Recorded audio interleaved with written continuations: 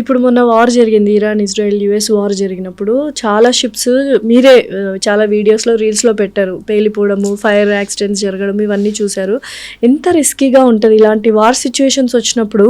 Government వాళ్ళంటే navy department కాబట్టి they will take care of it, అన్నీ ఉంటాయి.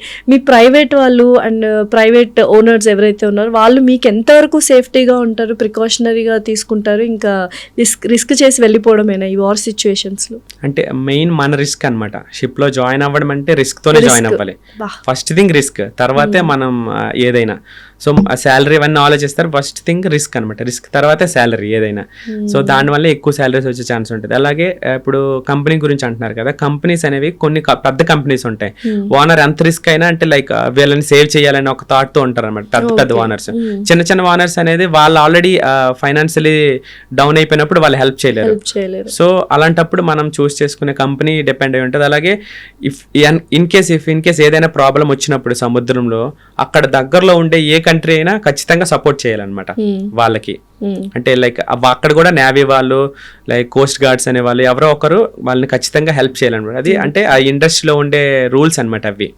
సో ఖచ్చితంగా దగ్గరలో ఉండే వాళ్ళు వచ్చి హెల్ప్ చేయాలి. ఈ మధ్యకాలంలో మన తెలుగు వాళ్ళే చాలా మంది షిప్స్ లో ఉన్నప్పుడు కూడాను అక్కడ బాంబ్స్ వేసే ఛాన్సెస్ ఉన్నాయి. మా శ్రీకాకుళంలో ఉండే వాళ్ళు ఒక 4 members కూడా ఇలానే జరిగింది అనమాట. బట్ ఫైనల్లీ వాళ్ళందరూ సేఫ్. బట్ అదే షిప్ వాళ్ళ ఏ షిప్ మీద పడ్డాదో ఆ షిప్ లో అంటే మిసైల్స్ అనేవి వేసారనమాట. ఆ షిప్ లో వేసినా కూడా వాళ్ళు బతికి మళ్ళీ దే కేమ్ బ్యాక్. వాళ్ళు పక్కనే దూకి అంటే స్విమ్మింగ్ చేసుకుంటూ పక్కన చిన్న బోట్స్ ఉన్నాయన్నమాట. లైక్ చిన్న బోట్స్ ఉన్నప్పుడు అక్కడికి వెళ్ళి వాళ్ళు ఆ ఇరాన్ లోనే మళ్ళీ ఇరాన్ గవర్నమెంటే చూసుకొని మళ్ళీ పంపించింది. సో అవి స్ట్రిక్ట్ గా ఫాలో అవుతారు. ఒక కంట్రీకి పడకపోయినా ఈ port rules and regulation. Even మీరు ఇప్పుడు రీసెంట్ గా చూస్తే పాకిస్తాన్ కూడా ఒక మన ఇండియన్ షిప్ కి సేవ్ చేశారనమాట వాళ్ళు. అంటే పూర్తిగా తెలీదు. పాకిస్తాన్ షిప్ అనేది వాళ్ళ ఆర్మీ కోస్ట్ గార్డ్స్ మన ఇండియన్ క్రూ ఉన్నారు అందులో, వాళ్ళని సేవ్ చేశారు. అక్కడ ఏదో ప్రాబ్లం వచ్చింది ఆ షిప్ కి. సో ఇలానే కాదు, ఏ కంట్రీ అయినా ఆ దగ్గరలో ఉండే, ఇప్పుడు మా కంట్రీ షిప్ కాదని అలా చేయడానికి లేదు. అక్కడ దగ్గర ఉన్న ఏ షిప్స్ అయినా చేయాల్సి. సినిమాల్లోనే చూసాం పైరేట్స్ అనే వాళ్ళు ఉంటారు అని, నిజ జీవితంలో కూడా ఉన్నారు. అండ్ ఎస్పెషల్లీ సొమాలియా లాంటి ఏరియాస్ లో షిప్ క్రాస్ అయినప్పుడు వాళ్ళు వచ్చి గన్స్ చూపించి బెదిరించి ఈ కైండ్ ఆఫ్ థింగ్స్ కూడా ఉన్నాయి. అసలు మనం రోడ్డు మీదనో ఎక్కడో అన్నా ఉంటే ఏదైనా హెల్ప్, సముద్రం మధ్యలో వాళ్ళు వచ్చి అటాక్ చేసినప్పుడు ఎలా ఉంటుంది ఆ సిచ్యువేషన్? అండ్ ఆ సిచ్యువేషన్ ఒకసారి మీరు అది చాలా టెరిబుల్ అని చెప్పాలి. అలాంటివంటే అసలు మేము అంటే ఊహించలేము. మేము కొన్నిసార్లు, నేను చాలా సార్లు ఆ రూట్ లో క్రాస్ చేసాం. అలాంటి సిచ్యువేషన్ ఏమైనా ఎదురైందా మీకు? కానీ ఎదురైంది, బట్ డైరెక్ట్ అటాక్ అవ్వలేదు. నేను ఒక కంటైనర్ షిప్ లో చేస్తున్నా, CMA అనే షిప్ చాలా పెద్దగా ఉంటది అనమాట. సో వాళ్ళు పెద్ద షిప్ లో ఎక్కలేరు. చిన్న అంటే షిప్స్ టైప్స్ లో కూడా కొన్ని ఏంటంటే వాటర్ లో ఎక్కువ ఉంటాయి కొన్ని షిప్స్ బయట ఎక్కువ ఉంటాయి.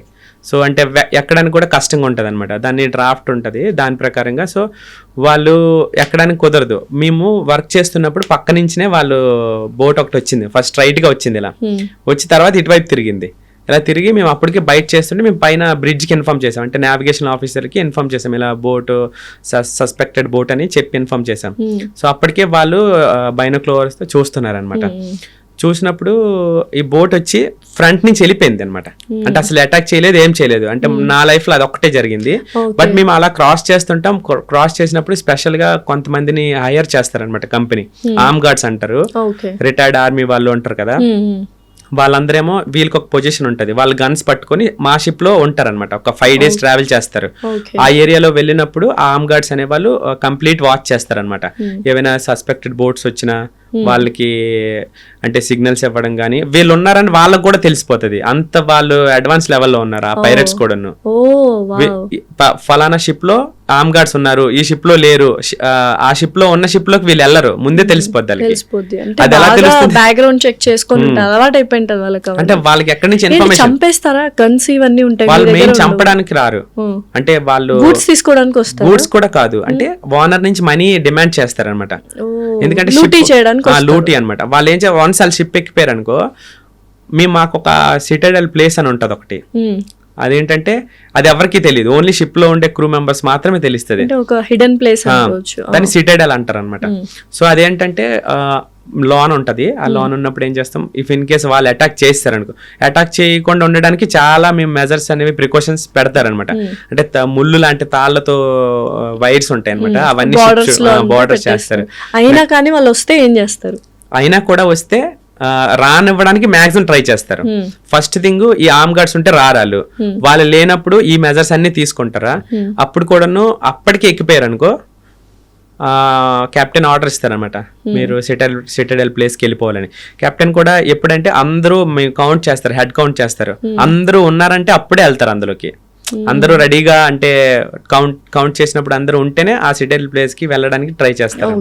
సో అందులోకి వెళ్ళాక అందులో ఒక ఫోన్ పెడతారనమాట, ఒక ఫోన్ ఉంటది, కొంచెం ప్రొవిజన్ అనమాట, లైట్ గా పెడతారనమాట, జస్ట్ కొద్ది రోజులు సర్వే. అప్పుడు ఫోన్ ద్వారా, శాటిలైట్ ఫోన్ ద్వారా ఇన్ఫార్మ్ చేస్తారనమాట.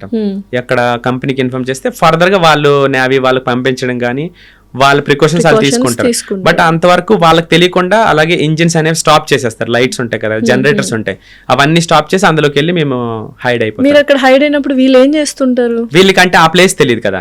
ఓకే, సో వీళ్ళు వెయిట్ చేస్తుంటారా మీరు బయటకు రావడం? వీళ్ళు ఎత్తుతుంటారు అక్కడ, వీళ్ళ దగ్గర లైట్స్ కూడా ఉండవు అప్పుడు, అంటే మన దగ్గర ఇది కూడా ఆపేస్తారు, ఆ లైట్స్ అన్ని కూడా ఆఫ్ చేస్తారు కాబట్టి వాళ్ళు వెతుక్కొని దిగేస్తారా, ఇంకా దిగేసి వెళ్ళిపోతారా? ఇప్పుడేమో ఒక్కరు దొరికిపోయినా మొత్తం అందరూ మళ్ళీ బయటికి రావాలి ఖచ్చితంగా. సో ఒక్కరు దొరికిపోయినప్పుడు ఏం చేస్తారంటే ఆ షిప్ ని వాళ్ళు తీసుకెళ్లిపోతారు అనమాట, వాళ్ళ కంట్రీకి తీసుకెళ్లిపోయి అక్కడి నుంచి డిమాండ్ చేస్తారు అనమాట.